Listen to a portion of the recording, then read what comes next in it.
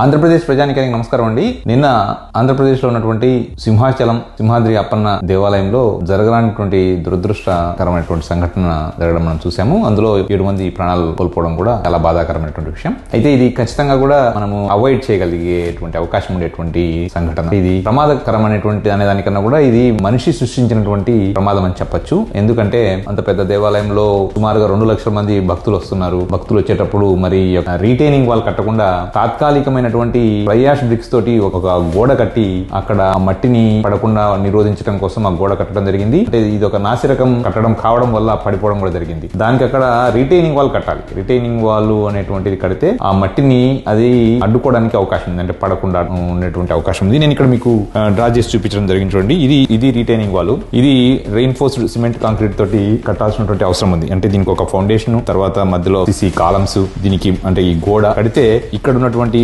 ఏదైతే ఈ మట్టి పడకుండా ఈ గోడ ఆపుతుంది. ఇది ఈ సివిల్ ఇంజనీరింగ్ భాషలో చెప్పాలంటే ఈ రిటైనింగ్ వాల్ కట్టాలి. కానీ అన్ఫార్చునేట్లీ చంద్రబాబు నాయుడు గారు ఏ కట్టడం కట్టినా కూడా తాత్కాలికమైనటువంటి కట్టడాలతోటే తను టైం పాస్ చేస్తాడు. ఏ ప్రాజెక్ట్ అయినా తీసుకోండి, జాతీయ ప్రాజెక్టు కేంద్ర ప్రభుత్వం ఇచ్చినటువంటి పోలవరానికి కూడా పోలవరాన్ని కట్టకుండా తాత్కాలిక పట్టిసీమను కట్టడం మనం చూసాం. అట్లాగే 10 సంవత్సరాలు హైదరాబాద్ లోనే ఉండి మనం పరిపాలించిన అవకాశం ఉంటే అక్కడ వదిలేసి వచ్చి సుమారుగా 1150 కోట్లు పెట్టి సచివాలయం కట్టడం చూస్తే అది కూడా కారణం కూడా చూసాం మనం. అంటే ఏదన్నా తీసుకోండి, చంద్రబాబు నాయుడు గారు ఉద్యోగాల కనంటే అన్ని కూడా తాత్కాలికమే. నిన్న ఇక్కడ జరిగినటువంటి సంఘటన కూడా ఈ యొక్క తాత్కాలికమైనటువంటి ఫ్లై యాష్ బ్రిక్ తో కట్టడం వల్ల సుమారుగా 70 అడుగులు పొడవు 10 అడుగులు ఎత్తు ఉన్నటువంటి ఈ యొక్క ఫ్లై యాష్ బ్రిక్ తో కట్టడం వల్ల అది కూడా నాసిరకం, అక్కడ సిమెంట్ కనిపించకుండా ఇసుక అంతా కనిపిస్తుంది కూడా కొన్ని మనం టీవీలో చూసాం. అంటే ఈ యొక్క ఫ్లై యాష్ బ్రిక్స్ మధ్యలో ఈ తక్కువ సిమెంట్ వేసి ఎక్కువ ఇసుకేసి కట్టడం వల్ల కూడా గట్టిగా లేకపోవడం, చిన్నపాటి వర్షానికి మరి ఇక్కడ ఎక్కడ కూడా వీప్ హోల్స్ గానీ పెట్టకపోవడం వల్ల కూడా అదొక కారణము. అట్లాగే మీరు ఈ వాల్ చూడండి, ఈ వాల్ లో ఎక్కడా కూడా